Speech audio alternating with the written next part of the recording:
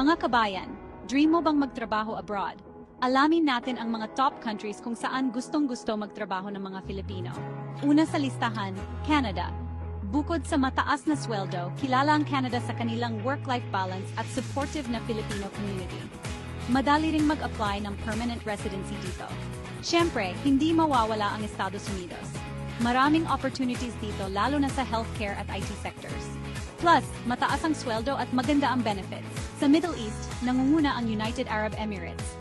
Maraming Pinoy dito dahil sa tax-free income, mabilis na pag-apply ng visa, at maraming job openings sa hospitality at construction. Gusto mo ba ng magandang work-life balance at outdoor lifestyle? Sa Australia, mataas ang demand sa skilled workers at competitive ang sweldo. Madali rin ang pathway papuntang permanent residency. Panghuli, Japan. Kailangan nila ng mga skilled workers, lalo na sa technology at caregiving. Kilala rin ang Japan sa kanilang disciplined work culture at safe environment. Alin sa mga bansang ito ang gusto mong pagtrabahuhan, kabayan? Share mo naman sa comments below. At huwag kalimutan i-share ang video na to sa mga kaibigan mo.